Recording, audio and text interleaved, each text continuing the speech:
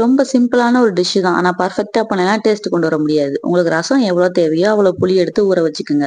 புளிக்கு தகுந்தாப்புல 2 ஸ்பூன் சீரகம், மிளகு, கருவேப்பிலை, கொத்தமல்லியோட காம்பு மட்டும் எடுத்திருக்கேன். 2, 3 பச்சை மிளகா, 10 பல் பூண்டு எடுத்திருக்கேன். இதெல்லாம் போட்டு நல்லா அரைச்சு எடுத்துக்கலாம்.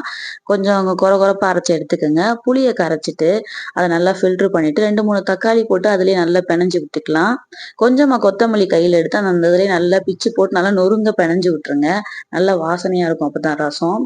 ஒரு பேன்ல வந்துட்டு கொஞ்சமா ஆயில் விட்டுட்டு, கடுகு பருப்பும் கருவேப்பிலை மட்டும் போட்டு தாளிச்சுட்டு, இத நம்ம கையில பெனஞ்சு வச்சிருக்கோம்ல புளி, அந்த தக்காளி எல்லாம் அத தூக்கி ஊத்திக்கங்க. உப்பும், மஞ்சத்தூளும் மட்டும் போட்டு ஃபர்ஸ்ட் புளி நல்லா கொதிக்கட்டும். சில பேர் புளி கொதிக்க விட மாட்டாங்க. எனக்கு புளி கொதிச்சு பச்சை வாடை போனாதான் பிடிக்கும். நல்லா புளி பச்சை வாடை போனதுக்கப்புறம் அரைச்ச மிளகு பேஸ்ட் எல்லாம் போட்டுட்டு, கொஞ்சமா பெருங்காயம் போட்டு, கொத்தமல்லி போட்டு, உங்களுக்கு தேவைங்கிற அளவு தண்ணி ஊத்திட்டு நல்லா அத மூடி வச்சிருங்க. மீடியம் தீயில மூடி வச்சீங்கன்னா நல்லா நுர கூடி வரும். நுர கூடி வந்ததுக்கப்புறம் இறக்கி சர்வ் பண்ண வேண்டியது தான். Thank you.